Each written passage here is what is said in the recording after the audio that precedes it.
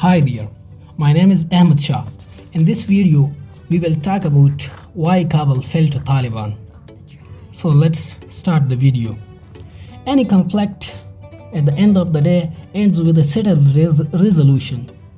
And any such resolution is not possible without any compromise. The same has happened in the case of Afghanistan after a long period of 20 years. During these 2 decades, hundreds of thousands of lives were lost in addition to spending of more than $2 trillion by the US. A solution was charted out in the shape of Doha peace deal, whereby US agreed to be so lenient that it accepted many of the Taliban's demands. However, had Washington done this by the end of 2001 after toppling the Taliban, there would have been no loss of life and property and could have avoided the humiliation it faces now. Taliban, after their fall, were eager to join a new setup, but the US did not allow them. It was the end of 2001. Hamid Karzai met Taliban delegation in Shah Wali Kot district outside Kandahar. Taliban had agreed to surrender control of Kabul if general amnesty is given to them. Karzai's conditions that the Taliban Supremo Mullah Omar must renounce terrorism was accepted, and an accord known as Shah Wali Kot Agreement was reached. As per the agreement, the Taliban were to lay weapons and go home with dignity.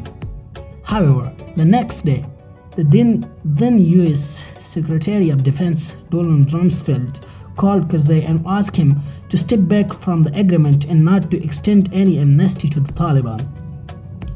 This was the point that not only prolonged the US war in Afghanistan for 20 years but also ended in its humiliation as well. Later, Obama administration in 2009 started the negotiation with the Taliban to help end the conflict.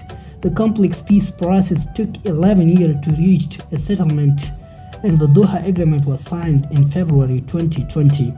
However, 2 issues doomed the peace process and compelled the Taliban to take over Kabul.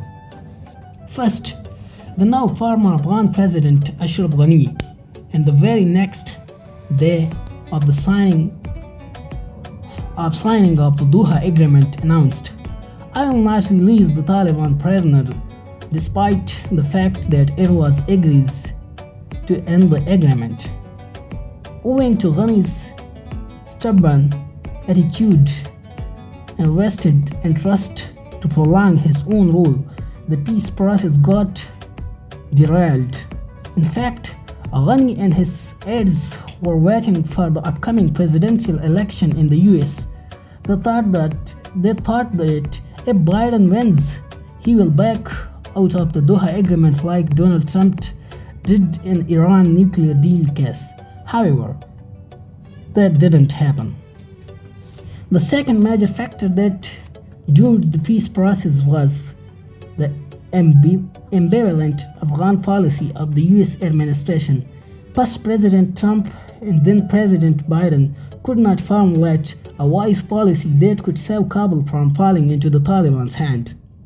President Trump signed the deal with the Taliban but did not put any pressure on Ashraf Ghani to show seriousness toward intra-Afghan talk, which could have led to peaceful settlement of the issues. Similarly, when Biden came to power, he took too much time to formulate a strategy that could achieve a peaceful settlement as well as an honorable exit of the US from Afghanistan.